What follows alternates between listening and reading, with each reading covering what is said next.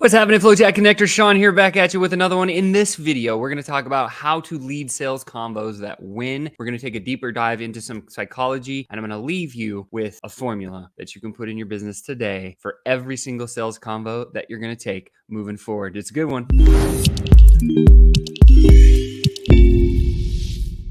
What's happening, FlowChat Connector? Wha-bam! Don't forget to hit that like button and subscribe to the channel if you haven't done that already. Thank you so much for feeding the algorithm gods. I'm here today for another FlowChat sales training episode, a high-ticket tune-up for you. Those of you that just need that daily dose of awesomeness when it comes to sales. We got a great question that came in from Chris. Chris asked this, says, Sean, how do I make convos flow more smoothly? And the answer to that is let's take a dive into how to lead sales combos that actually win. So how to lead them that win? The secret.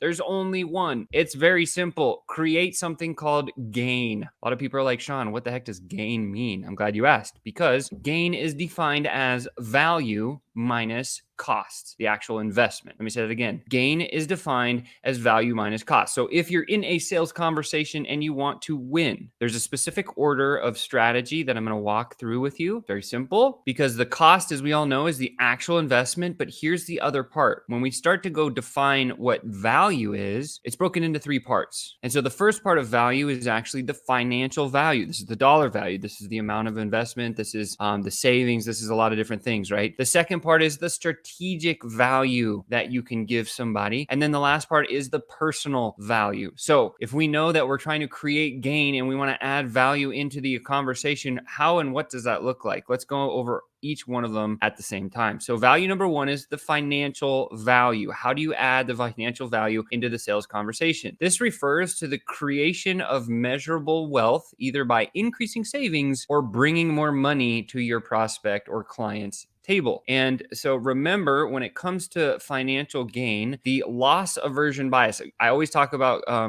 cognition and biases. There's cognitive biases. In fact, there's 197 cognitive biases. There's 6 meta biases, which like encapsulate everything. But there's one of the other ones that's very valuable. It's the loss aversion bias. It states that saving $1 is 2.3, so almost 2.5 times more valuable in a sales convo than helping them to make money. So if your conversation is hey, come work with me, I can help you make all this money, right? That's one part of that conversation, rather than saying, hey, check it out. If you move here, you're not going to lose, you're going to save X dollars, right? And so that's the part of the conversation that becomes a little bit more challenging. You have to take some time, kind of think through what is the financial value that you can provide to somebody. And if you're always pro, I'm going to make you more money, I'm going to get you more leads, I'm going to do this more better things for you. People they like that, and it does work, and you can close deals that way, but it's better financially, because financials can be measured on a spreadsheet, black and white in ink. If we're talking about, for example, manufacturing, you could say, I can prevent, the downtime in your organization. Typically clients see, like a 30% savings in downtime. So they don't have as much downtime, which then would equate to a dollar value that we can calculate. And that now becomes a financial savings for that client. And so that's one example. You could do the same thing with, paid advertising or SEO or something like that. You could say, actually, yeah, of course we make you a bunch of money, but on the backside is like, this becomes so efficient. You actually start to save dollars on your operating expenses. We're that one agency that you want in your business, because if you don't have us, you're actually going to lose X, and financially you can calculate that. So that has to become part of the first part of your sales conversation. So if we're trying to dominate or lead a sales conversation that wins, remember, we have to create gain. And the first way to create gain is to share the financial value that you can provide to your prospect. Create gain, we have to provide the value or show the value to our prospect. And the first part of that is showing them the financial value that you can bring to the table. And the loss aversion bias will play into this one. So instead of saying, hey, I can make you $10 million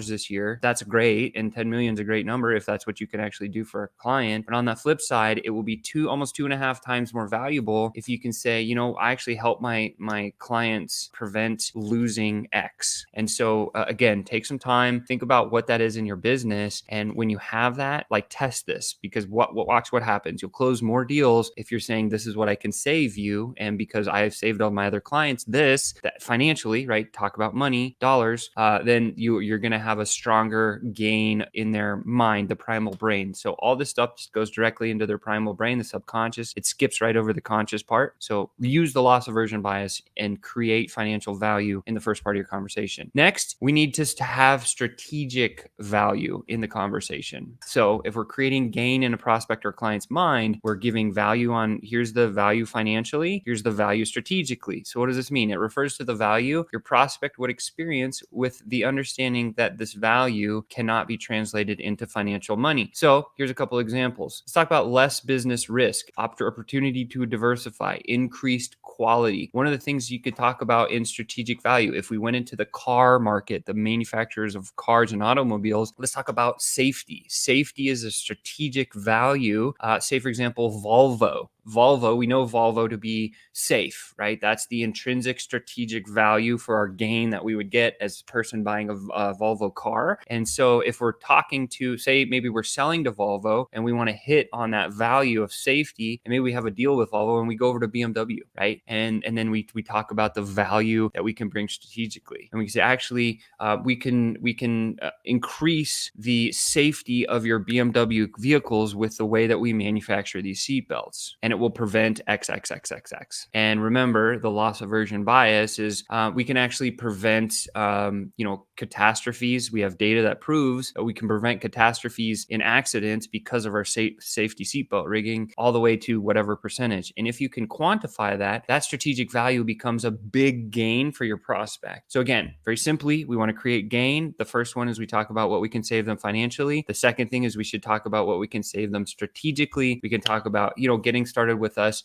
you're going to have far less business risk. We talk about it all the time in our software company. Another example is our white label piece, right? So if you go and you sell a client on a white label version of our software, as an example, you can charge them whatever you want. On the backside, we would have a wholesale agreement, which is a monthly investment, not an annual investment. So you going to your prospect or client, you can charge them, say, like 15, 20, 30 grand. And then you turn around and your risk using our systems would be you only have a monthly investment, a small wholesale amount to cover that account that you just received a bunch of cash flow. So it's less business risk from a financial standpoint. That's one idea. Opportunity to diversify, right? So if you're, look at the different sources of, marketing on a business. If you're in the lead gen space or you're doing something like that, you can say, well, hey, maybe you love paid ads and that's a strategy that you're killing it with. But what happens if iOS changes come and Facebook hacks down on everything? Well, now what do you got to do? Well, we need to diversify. That's more strategic value that you can add into the sales combo that will win. And then increase quality. We kind of talked through that one again with the safety thing with Volvo. So those are a couple of examples I just want to walk through. So again, all we're doing today is we're talking about how do we create gain in our prospects' mind, the primal brain. The way to create gain is to add value. There's three buckets. The financial value, where you talked about. Now we just talked about the strategic. And the third one is personal value. What's the personal value here? This refers to the psychological or physical benefits your customer would experience because of your solution,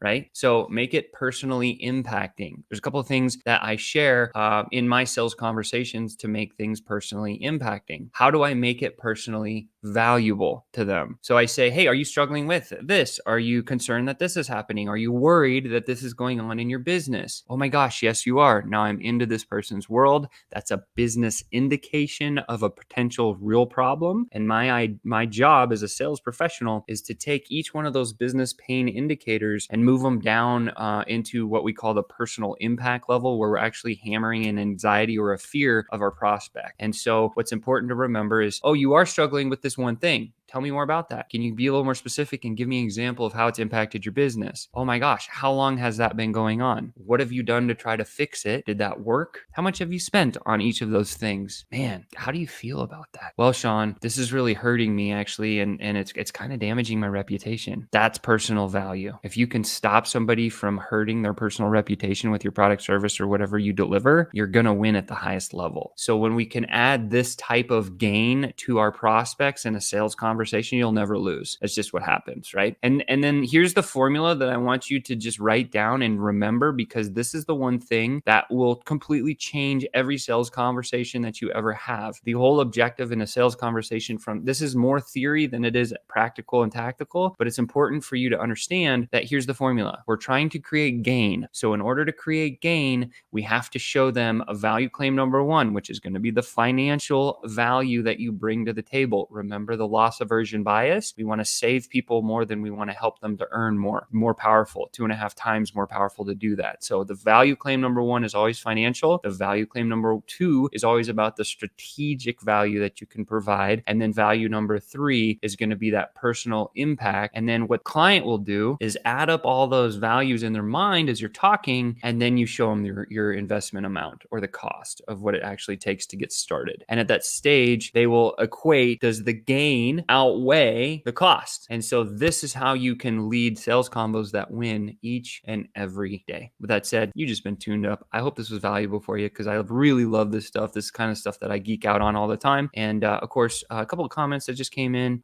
Thank you for your continued value in our lives. You're welcome, Dr. Pam. Going to use these strategies in my DMs. Absolutely 100%. That is the true secret. Congratulations. And with that said, you just been tuned up. Don't forget to smash that like button, feed this out to the algorithm gods, and I cannot wait to see you next time. Talk soon.